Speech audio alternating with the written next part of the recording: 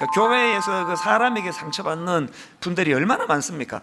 가끔 그 초신자, 금방 예수 믿은 그 초신자 청년들을 만나보면은 또 어른들은 또 이제 그런 내색도 잘 안 하는데요, 청년들은 이제 마음의 표현을 가끔씩 합니다. 아, 목사님, 내가 교회 다녀보니까 그 교회 다니는 거 생각보다 힘듭니다. 그리고 교회에 와보니까 이상한 사람들이 생각보다 너무 많습니다. 그래서 교회 와서 상처를 자기가 많이 받는다고 그런 이야기를 가끔씩 제가 듣거든요.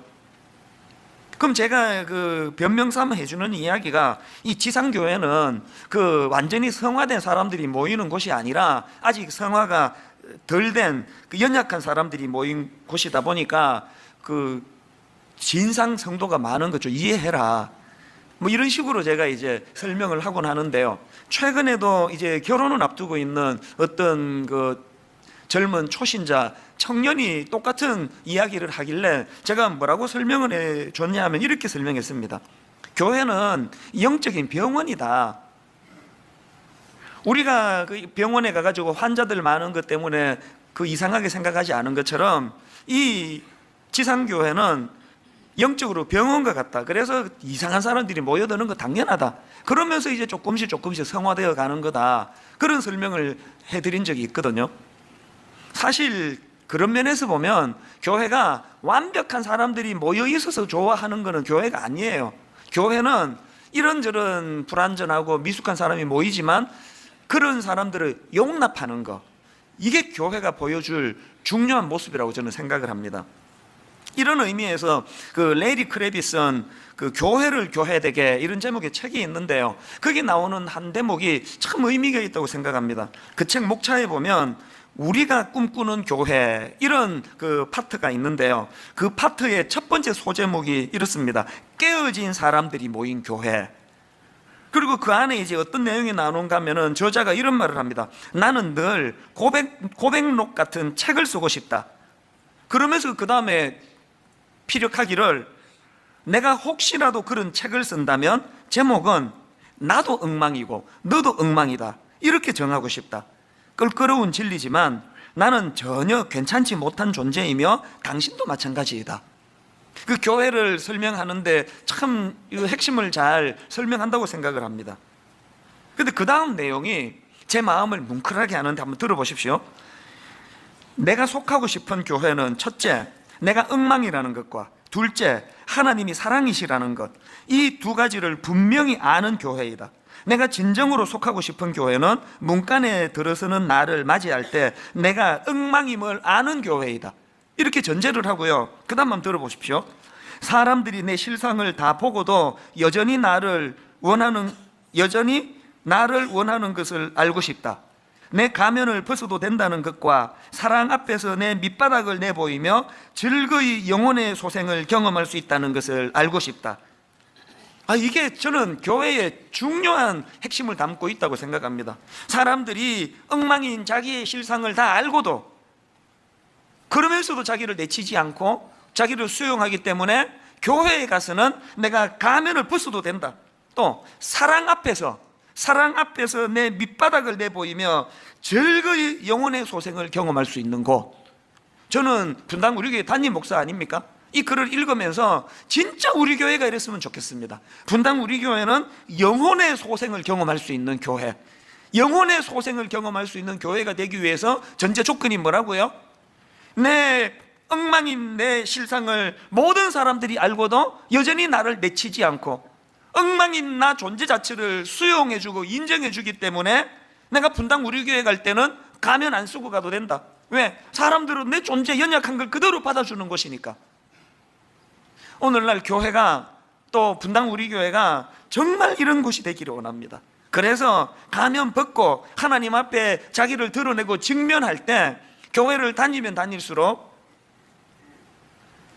즐거이 내 영혼이 소생되는 것을 경험하는 곳, 이게 교회라는 것을 많은 초신자들이 누릴 수 있는 그런 교회가 되기를 바랍니다. 이런 의미에서 여러분 정말 이런 우리 소원이 있다면 지난주 살펴본 로마서 14장 1절 말씀을 잊으시면 안 됩니다. 믿음이 연약한 자를 너희가 받되 그의 의견을 비판하지 마라. 그런데 오늘 제가 살펴보려는 포인트가 하나 있는데요. 그게 뭐냐 하니까 지금 바울이 로마서 14장 1절부터 15장 13절에 이르기까지 긴 내용의 말씀의 주제가 뭐냐 하니까 강한 자와 연약한 자들이 서로를 용납하는 것의 문제, 다시 말해가지고 지금 대인관계에 대한, 교회 안에서의 대인관계의 문제를 지금 피력하고 있는 말씀이거든요. 그래서 14장 1절 그 말씀의 첫 시작도 방금 읽어드린 1절, 믿음이 연약한 자를 너희가 받되 그의 의견을 비판하지 말라, 이런 큰 선포로 대인관계의 문을 열고요. 그리고 또 오늘 본문 바로 그 다음 13절에서도 또 반복합니다. 그런즉 우리가 다시는 서로 비판하지 말고 도리어 부딪힐 것이나 그칠 것을 형제 앞에 두지 아니하도록 주의하라. 이렇게 일상생활 속에서 경험할 수 있는 그런 소소한 먹는 문제, 또 나를 중요하게 여기는 문제, 이런 대인관계를 지금 설명하고 있는데 갑자기 오늘 본문 7절, 8절, 9절에 들어와 가지고 거대 담론을, 이게 지금 흐름에 맞지 않는 거대 담론을 지금 얘기하는 겁니다. 자, 7절, 8절을 보십시오. 우리 중에 누구든지 자기를 위하여 사는 자가 없고 자기를 위하여 죽는 자도 없도다. 우리가 살아도 주를 위하여 살고 죽어도 주를 위하여 죽나니 그러므로 사나 죽으나 우리가 주의 것이로다. 이게 지금 그 소소한 대인관계를 피력하다가 갑자기 좀 생뚱맞지 않습니까? 9절도 마찬가지예요. 이를 위하여 그리스도께서 죽었다가 다시 살아나셨으니 곧 죽은 자와 산 자의 주가 되려 하심이라. 지금 로마서 1장부터 11장까지의 거대한 복음에 대한 메시지를 전하는 게 아니거든요. 지금 바로 앞에서 우리 그 먹는 문제, 그리고 또 날 지키는 문제, 이런 소소한 대인관계를 이야기하다가 왜 갑자기 이런 거대 담론을 여기다가 지금 피력하고 있는가? 사실 저는 지난 한 주 내내 이 질문을 가지고 이제 묵상을 하고 자료도 찾아보고 그런데 시간을 많이 보냈는데요. 그러다가 제가 참 중요한 포인트를 제가 발견했습니다. 지금 바울이 너와 나의 이 대인관계, 뭐 먹느냐, 어느 날을 지키느냐, 이런 거를 피력하다가 왜 이런 십자가와 구원의 거대한 말씀을 우리에게 제시하고 있느냐? 그거는요, 대인관계에서도 이 7절 8절의 이 말씀이 늘 되뇌어져야 된다는 겁니다. 왜 그래야만 되느냐? 바울이 지금 제기하는 문제가 뭐냐? 대인관계에서도 이 십자가, 우리를 구원해 주신 하나님 은혜가 개입을 해야 된다는 겁니다. 그래서 저는 우리의 대인관계에서 꼭 기억해야 될 몇 가지를 본문에서 제가 찾아내는데요. 자, 첫 번째로 대인관계에서 우리가 기억해야 될 게 뭐냐? 보다 본질적인 생각으로 상대방을 바라봐야 된다는 겁니다. 이 본질적인 생각, 헬라어로 아디아포라라는 단어가 있는데요, 저는 오늘 본문을 묵상하면서 이 아디아포라라는 단어를 정말 오래 묵상을 했습니다. 이 아디아포라가 무슨 뜻을 가진 단어인가 하면은요, 그 라이프 성경 사전에 보면 이 단어를 설명하기를, 이거는 그 대수롭지 않은, 이런 뜻을 가진 헬라어 아디아포론의 복수 형태인데요, 이 아디아포라가 무슨 뜻이냐? 하나님께서 명하시지도 또 그렇다고 금하시지도 않은 행동들을 가리키는 단어가 이게 아디아포라예요. 그러니까 아디아포라라는 단어는 실행을 해도 그만, 또 하지 않아도 죄가 되지 않는 대수롭지 않은 문제, 이게 아디아포라예요. 예를 들면은 지난주에 살펴본 14장 2절 말씀이 바로 아디아포라에 관한 문제를 제기하는 거거든요. 자, 2절을 보십시오. 어떤 사람은 모든 것을 먹을 만한 믿음이 있고 믿음이 연약한 자는 채소만 먹느니라. 자기 생각으로 나는 뭐 그리낌 없이 다 먹는다, 그래서 막 먹어요. 그 문제 없습니다. 왜? 아디아포라. 그런가 하면 어떤 사람은 나는 유대교 출신이기 때문에 나는 이미 예수님을 믿고 변화가 됐지만 예전의 습관대로 나는 음식을 가려 먹는다, 난 채소만 먹는다, 그거 괜찮다는 거예요. 아디아포라예요. 그게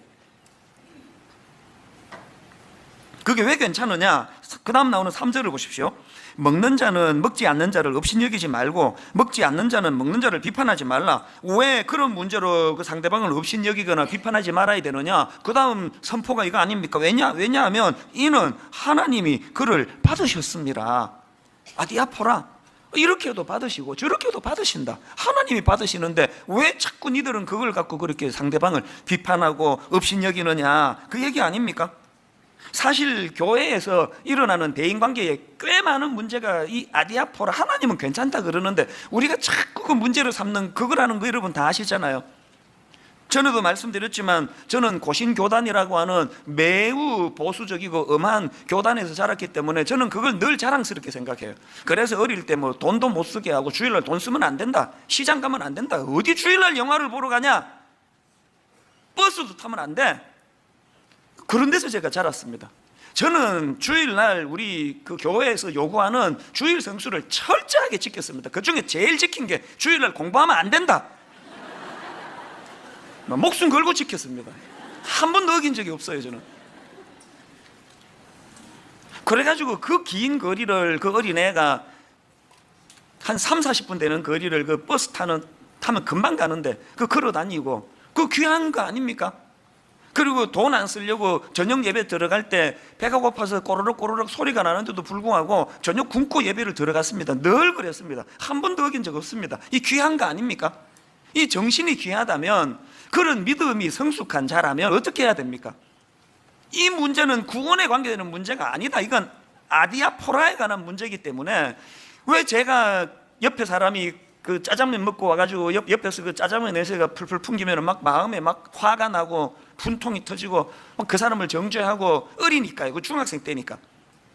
막 근데 사람 취급을 안 하고 싶더라고. 어떻게 주일날 그냥 그 짜장면 먹고 교회로 올 수가 있느냐고. 그러면서 아주 그 사람을 내가 시시하게 생각하고, 이게 바로 오늘 한국 교회의 미숙한 성도들이 갖고 있는 그 모습이에요. 그게 제가 조금만 그때 믿음이 성숙했더라면, 이게 아디아포라, 이분은 또 자기 뭐 믿음으로 뭐 짜장면 먹고 오는구나. 그리고 또 솔직히 말씀드려가지고요, 저녁 예배에 은혜 받은 적은 거의 없어요. 막 배고파 죽겠는데 말씀이 들어옵니까? 하여튼만 말씀은 끝나기만 기다리고 뭐 그냥 막 끝나면은 내 집에 가서 라면 끓여 먹어야지 막 이 생각하면서 그냥 목사님은 막 얼굴이 막 밥그릇처럼 보이고 이러는데, 차라리 그러느니 그냥 그분처럼 짜장면 먹고 든든하게 말씀에 집중하는 게 그게 더 나은 거 아닙니까? 이게 아디아포라의 문제라는 거예요. 저는 이 아디아포라라는 단어를 떠올리면 참 그 가슴 아픈 역사 하나가 떠올려지는데요. 지금의 러시아가 그 소련이 되기 직전, 그러니까 구러시아의 종교가 러시아 정교회였는데요. 그 당시 나라가 빈부격차로 뭐 갈등의 골은 깊어가고 사회는 점점 파국으로 치닫고 있는데, 그 종교 지도자라고 하는 그 사제들은 말도 안 되는 그 쓰잘데없는 논쟁에다가 온 에너지를 다 바쳤다는 거예요. 이게 진짜 말이 안 돼요. 그 당시로 그렇게 그 나라가 위태위태한 때 사제들이 한가하게 노닥거렸던 논쟁이 뭔지 아십니까? 몇 가지만 예를 들어보면 금방 알아요. 예를 들면 이런 논쟁, 야 진짜 유치합니다. 천사가 바늘 끝에 올라설 수 있느냐 없느냐, 이것 갖고 그렇게 논쟁을 벌였대요. 뭐 천사가 바늘 끝에 올라설 수 있으면 어떻고 못 올랐으면 어떻습니까? 그리고 또 어느 정신 나간 천사가 그 바늘 끝에 올라가 있겠냐고요. 이런 걸 가지고 막 그냥 맨날 그냥 논쟁하고 이러고 있었다는 거예요. 또 그런가 하면은 또 이런 논쟁, 예수님이 재림하실 적에 천사들이 나팔을 불면 그 나팔의 길이가 얼마나 되겠느냐. 참 한심한 논쟁 아닙니까? 그 다음 논쟁은 더 웃겨요.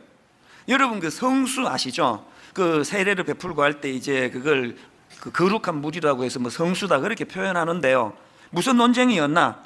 거룩한 성수에 파리가 빠져 죽게 되면 그 파리가 거룩해진 것이냐, 성수가 더러워진 것이냐. 참, 혹시 여러분 답 아세요?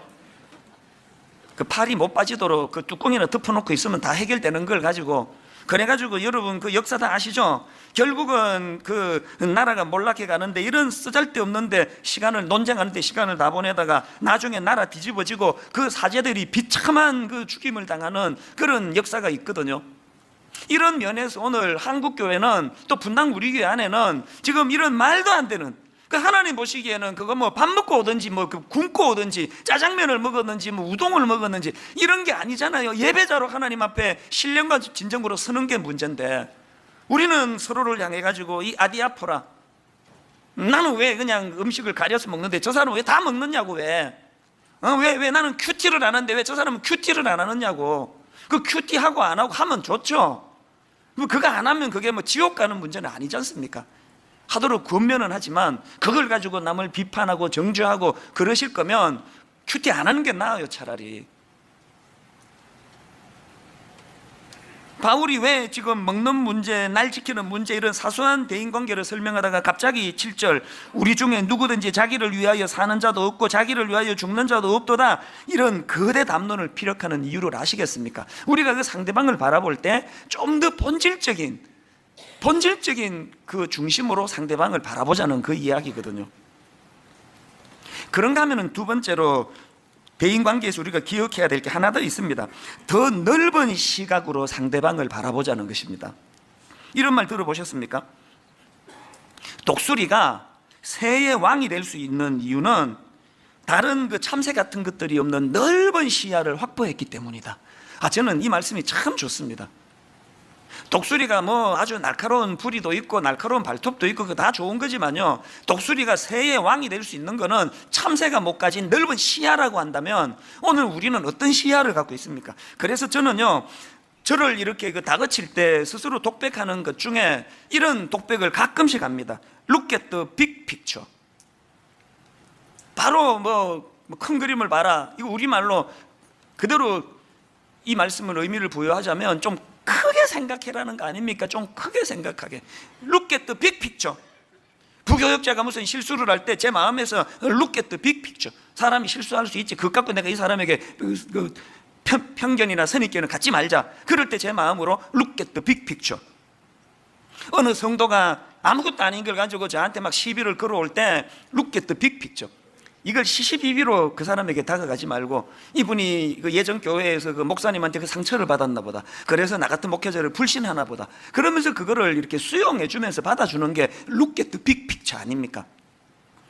제가 이렇게 꼭 영어로 이렇게 표현을 하고 나면 미국에 있는 친구나 지인들이 반드시 또 이번 주 중에 연락이 와요. 야, 니는 그래도 그 미국에서 살았다는 사람이 발음이 그게 뭐냐? 그러면서 저한테 연락을 하면 제가 마음으로 이렇게 대답하죠. Look at the big picture. 그 발음 같은 데 신경 쓰지 말고 의미를 생각해라, 의미를. 제 영어 발음에 문제가 있기는 해요. 뭐 안 그랬으면 내가 한국에 돌아왔겠습니까? 바울이 지금 그 대인관계에서 날 정하는 문제, 뭐 먹는 거 안 먹는 거 이런 문제를 다루다가 왜 큰 주님의 십자가로 구원받은 또 우리 주님 영광을 돌려야 되는 그 내용을 7절, 8절, 9절에서 왜 피력하고 있냐고요? 특히 9절을 보십시오. 이를 위하여 그리스도께서 죽었다가 다시 살아나셨으니, 그 사람의 행동에만 집중하지 말고 그 사람이 주님의 십자가로 구원을 받은 그 큰 그림으로 상대방을 우리가 바라보라는 거 아닙니까? 15절에도 보니까 만일 음식으로 말미암아 내 형제가 근심하게 되면 이는 내가 사랑으로 행하지 아니함이라. 그 다음에 무서운 말씀 나옵니다. 들어보십시오. 그리스도께서 대신하여 죽으신 형제를 내 음식으로 망하게 하지 마라. Look at the big picture라는 게 뭘 의미합니까? 이런 말씀들을 통해 뭘 깨닫습니까? 여러분, 그 14장 앞부분에서 비록 먹는 문제, 나를 중요하게 여기는 문제, 이런 것들은 서로 생각이 좀 다를 수 있지만, 그러나 근원적으로 8절 우리가 살아도 주를 위하여 살고 죽어도 주를 위하여 죽나니 그러므로 사나 죽으나 우리가 주의 것이로다. 이 큰 그림을 그려주는 이유가 뭐예요? 뭐 먹느냐 안 먹느냐 이런 사소한 문제는 우리가 생각이 다를 수 있어도 우리는 구원받고 근원적으로 같은 생각을 하는, 우리는 근원적으로 같은 방향을 향해 나아가는 그리스도의 영광이라는 큰 그림을 가지고 있는 공통점이 있지 않느냐. 이걸로 서로를 용납해 주어라. 오늘 여러분, 한국교회의 성도들이 세상 사람들에게 비춰지는 이미지는 뭐예요? 세상 사람들과 크리스찬의 차이는 그 담배 안 피는 거, 또 술 안 마시는 거, 그것도 여기서 또 뭐 슬쩍슬쩍 다 마시잖아요. 또 뭐 차이라는 게 그저 뭐 술 담배 안 하는 거, 뭐 주일날 뭐 성경책 들고 교회 가는 거, 이런 정도로 차이가 없다면은 그 부끄러운 거 아닙니까? 종교는 다르지만 나 교회 다니는 사람들, 예수 믿는 사람 한 가지는 인정한다. 그 사람들은 look at the big picture. 늘 사람을 크게 대하고 그 쪼잔하게 외모 갖고 그렇게 사람을 평가하지 않고, 뭐 전라도냐 뭐 경상도냐 이따위 것 가지고 사람 평가하지 않고, 나는 진보고 저 사람은 보수지만, 나는 보수고 저 사람은 진보지만, 비록 접근하는 방식은 다르지만 이런 것 때문에 나는 평가하지 않는 크리스찬들이 나는 너무 좋아. 우리 이런 평가를 받고 있느냐고요. 나는 내 신앙의 양심을 따라가지고 저녁 예배 갈 때 밥 굶고 돈 안 쓰기 위해서 그냥 가지만, 또 저 사람은 저 사람 사정대로 저녁을 사 먹고 들어오는 거에 대하여 큰 그림을 가지고 그것을 용납할 수 있는 여기까지를 바울이 원하기 때문에 오늘 바울이 거대 담론으로 대인관계를 설명하고 있다는 겁니다. 지난주 제가 그 프로야구를 가지고 설명을 드렸는데 이제 월드컵이 시작됐으니까 축구로 제가 예를 들어 볼게요. 자꾸 이렇게 그 좁아지는 생각으로 들어가면은요, 국내에 그 프로리그 있지 않습니까? 뭐 예를 들면은 여기에 수원에 있는 프로야구 프로축구팀하고 서울에 있는 프로축구팀이 그 라이벌이라 그러더라고요. 그러면은 지금 수원을 응원하는 그 응원팀은 그 서울에 있는 스트라이크 막 골 잘 넣는 사람을 보면은 그게 자기의 적이잖아요. 라이벌이잖아요. 그래서 그 사람 다쳤다 그러면 막 기분이 되게 좋아요. 이제 저 인간 안 나오는구나, 찬스다. 그렇게 편을 가르고 있다가 국내 리그만 보다가 이제 내일 저녁에 이제 월드컵이 이제 시작을 하는데 거기에 뭐 수원이 어디 있고 서울이 어디 있습니까? 모두가 다 대한민국 국가대표 선수로서 한 사람도 다치지 않기를 바라고 모두가 다 그냥 좋은 컨디션으로 자라기를 응원하는 태도가 확 바뀌어지는 거 아닙니까? 여러분은 지금 국내 프로 리그 응원하는 정도로 편가름으로 축구를 보듯이 신앙생활을 하십니까? 좀 더 포괄적이고 넓은 마음으로 모두가 다 우리 대한민국을 응원해야 된다는 그런 넓은 마음으로 상대방을 바라보고 계십니까? 부끄럽게도 제 눈에는 전자가 너무 많아요. 하나님 앞에서 아무것도 아닌데. 사도행전 15장에 보면은요, 이 로마서를 기록한 바울의 부끄러운 내용이 담겨져 있는데요, 지도자인 바울과 바나바가 아무것도 아닌 것 가지고 갈등을 일으키다가 둘이가 결별을 해버립니다.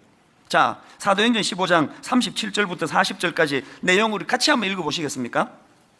바나바는 마가라 하는 요한도 데리고 가고자 하나 바울은 밤빌리아에서 자기들을 떠나 함께 일하러 가지 아니한 자를 데리고 가는 것이 옳지 않다 하여 서로 심히 다투어 피차 갈랐으니 바나바는 마가를 데리고 배 타고 구브로로 가고 바울은 신라를 택한 후에 형제들에게 주의 은혜의 부탁함을 받고 떠나. 여기 보면은 그 지도자라고 하는 바울과 바나바가 2차 전도 여행을 준비하는 과정에서 그 마가를 데리고 가는 문제를 가지고 싸우다가 이게 마음이 하나가 안 돼가지고 결별을 해버려요. 그 다 지나놓고 보면은 그 아무것도 아닌데 그 누굴 데리고 가고 안 데리고 가고 뭐가 중요하냐고요. 특히 바울 입장에서는 그 1차 전도 여행 중에 마가가 실수한 걸 자기가 그걸 용납하지 못하던 그런 그 좁은 마음을 두고 얼마나 부끄러웠겠냐고요. 우리가 지난 시간을 돌아보면 그 어릴 때 젊을 때 이런 그 부끄러운 기억들이 다 많은 거 아닙니까? 저도 마찬가지예요. 저는 20대 초반에 미국으로 이민 갈 당시를 생각하면 부끄러운 게 한두 가지가 아니에요. 그 중에 그 에피소드 하나가 저를 괴롭히는데요, 처음에 제가 이제 미국 가자마자 랭귀지 스쿨에 들어갔습니다. 내셔널 칼리지 오브 에듀케이션이라고 교육대학인데요, 거기서 이제 금방 유학 오거나 이민 온 영어 잘 못하는 사람들이 이제 거치는 코스를 제가 다녔는데 그 코스에 그 83년도에 그 시카고의 그 폴란드 출신들이 많이 이민을 오던 그런 상황입니다. 그래서 이제 그 외국 사람들이 다 모여있는 그 ESL이라고 랭귀지 코스에 거의 폴란드 출신이 한 50% 60% 됐고요. 다 자기들끼리 다 통해요. 그리고 이제 한국에서 저 혼자 왔고요. 중국에서 온 사람 하나 있고 뭐 이런 식으로 드문드문 이제 외국인들이 있었는데요, 1년을 그렇게 잘 보냈는데 마지막에 종강을 앞두고 문제가 생긴 거예요. 그 폴란드 사람들이 아주 그 사람들 나빠요. 자기들 숫자가 많다고 돈 얼마씩 걷어가지고 교수님 수고했는데 선물 사드리자. 거기까지는 좋은데요, 자기들이 뭘 고르기로 했느냐, 자기들 민속 무슨 그 폴란드 무슨 뭐 뭔지도 몰라요. 우리로 치면 뭐 하회탈 뭐 이런 식으로 자기들 나라의 무슨 그거를 선물을 결정했다는 거예요. 의협심이 강한 저로서는 그거를 용납할 수가 없었습니다. 아니 왜 폴란드 사람이 많다고 해가지고 중국계도 있고 한국계도 있고 다른 민족이 많은데 왜 폴란드 그거를 사느냐, 나는 이거 용납할 수 없다 그러면서 막 엄청 내가 싸웠습니다. 안 된다고. 이거는 이 정의를 구현하는 차원에서 제가 그 중국에서 온 그 친구 굉장히 내가 실망했어요. 그러면 내가 그 친구한테 영어도 안 되는데 뭐 막 이렇게 막 손짓 발짓 하면서 이거는 용납할 수 없다고, 이거는 막아야 된다 그러면서 그랬더니 그 친구가 조용한 소리로 뭐 한마디를 딱 하더라고. 이렇게 내버려 둬라. 굉장히 내 실망했습니다.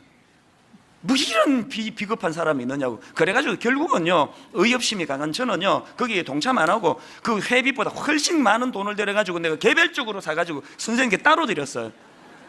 그러면서 그 중국에서 온 그 친구를 내 굉장히 그 의식도 없는 사람이라고 제가 무시했는데요. 그리고 여러분, 그게 지금 5, 6년이 지났거든요. 아니, 그때를 생각하면 부끄러워 죽겠어요. 진짜 부끄럽습니다. 이게 오늘 본문으로 말하면 이 아디아포라 아닙니까?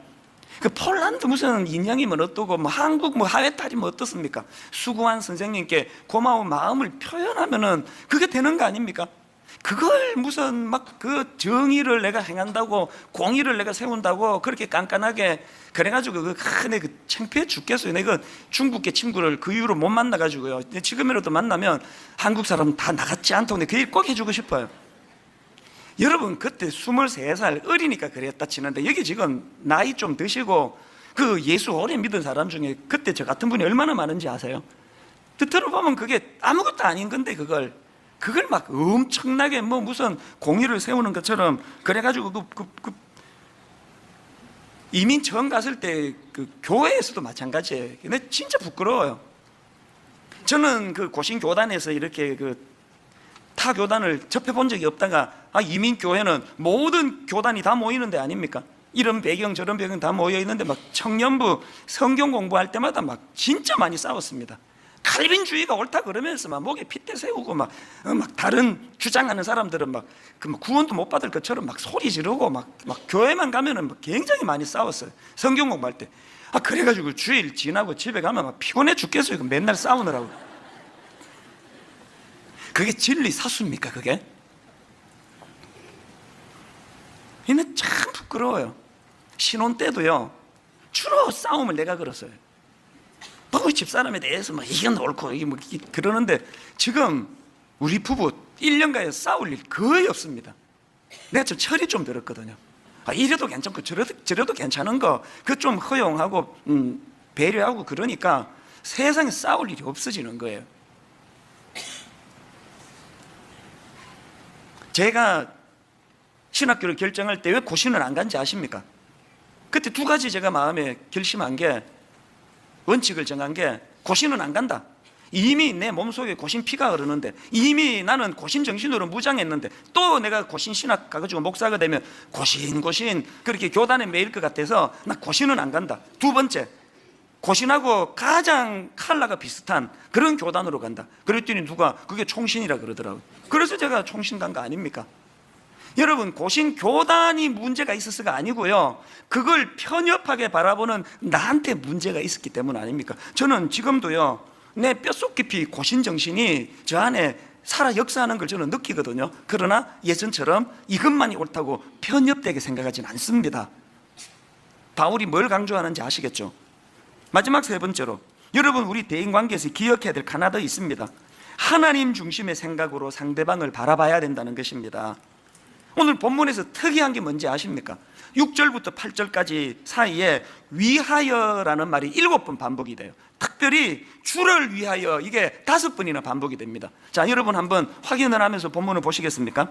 6절부터 8절 내용을 보시면서 우리 같이 한번 읽어보시겠습니다. 나를 중히 여기는 자도 주를 위하여 중히 여기고 먹는 자도 주를 위하여 먹으니 이는 하나님께 감사하며 먹지 않는 자도 주를 위하여 먹지 아니하며 하나님께 감사하느니라. 우리 중에 사는 자가 없고 자기를 위하여 죽는 자도 없도다. 우리가 살아도 주를 위하여 살고 죽어도 주를 위하여 죽나니 그러므로 사나 죽으나 우리가 주의 것이로다. 지금 대인관계 얘기하다가 생뚱맞게 주를 위하여 이걸 지금 왜 이렇게 강조하는 겁니까? 바울이 뭘 강조하고 싶은 거예요? 여러분, 우리 삶의 목적이요, 하나님 중심으로 바뀌게 되면은 그 주님이 보시는 안목으로 상대방을 바라볼 수 있게 된다는 것입니다. 탕자의 비유에서 그 큰아들이 그 마뜩자는 그 가출하고 돌아온 그 못된 동생을 왜 용납해야 되냐고요? 이유 딱 하나예요. 용납해야 된다면 이유는 딱 하나입니다. 누가복음 15장 23절 24절 그리고 살찐 송아지를 끌어다가 잡으라, 우리가 먹고 즐기자. 이 내 아들은 죽었다가 다시 살아났으며 내가 잃었다가 다시 얻었노라 하니, 그 다음 보세요. 그들이 즐거워하더라. 그들이 즐거워했던 이유는 딱 하나예요. 그 아버지가 즐거워하시니까요. 그 마뜩자는 동생을 큰아들이 용납해야 되는 이유가 뭐라 그랬습니까? 아버지가 그것을 기뻐하시기 때문이에요. 그 성경에 그 큰아들이 뭘 자랑합니까? 나는 아버지 많이 도와드렸다고, 나는 순종했다고. 큰아들이 뭘 모릅니까? 아버지 심부름하는 것보다 더 중요한 것은 아버지의 마음을 헤아리는 거예요.